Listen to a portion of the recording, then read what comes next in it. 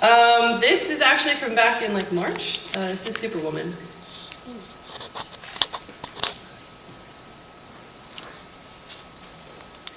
I'm living a double life. I have two identities, one of which I keep secret, like it's tucked in the back pages of my diary. If you're surprised by this, you probably only know the one I use on a daily basis. But if you know what I'm about to say, please don't give it away. I am Superwoman. See, it all started when I was a little girl, born to two loving and supporting mortal parents, but I was still an orphan. See, I was the daughter of hope, and I was sired by justice. I'm not sure if they're dead, but on some days it sure as hell feels like it.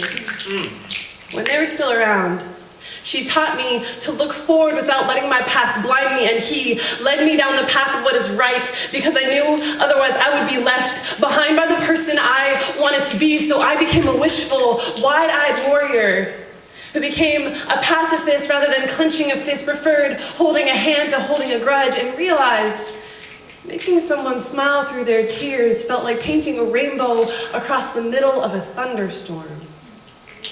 And being Superwoman gives me superpowers, so my middle ear is super strong, allowing me to stay balanced in the middle of this tumultuous life, and my hands are supersized.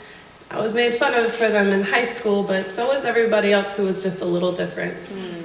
But it lets me hold everyone I love close enough so that I can cradle their sorrows to sleep. My feet, consequently, are supersized too, allowing me to stand steadfast and firm, stubborn on the ground I claim as my own.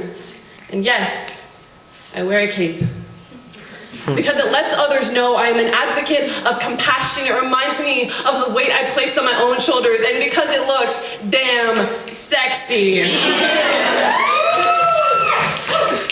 And I will never show up empty-handed to a cry for help. I will walk in with a broom and glitter glue so I can sweep up the pieces of broken dreams and put them back together. I'm sure they're still functional. Or I'll walk in with lotion and a magnifying glass so I can massage the knots that are tied by a worried mind, and I would break the magnifying glass and replace it with a paintbrush to remind you, beauty is not found, it is created. My only weakness is the truth. Fear that these words are like an invisibility cloak in front of me, and you can see right through them. You can see right through me that I'm not actually Superwoman, that I'm just somebody who is somewhere halfway past girl and woman who just likes to take on the problems of everyone else, so there's a little less sadness in this world. But even superheroes have their breaking point.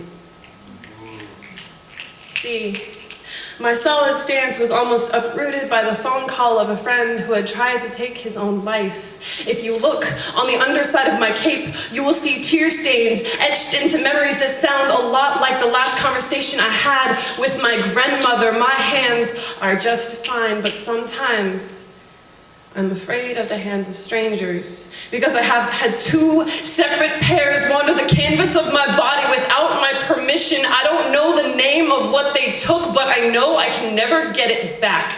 So my balance is a little off right now. My head is still spinning from recent events, but I'm hoping sometime soon when I hear people exclaim, "Look, it's a bird, no, it's a plane," I will smile and correct them, say, I may look like Superwoman.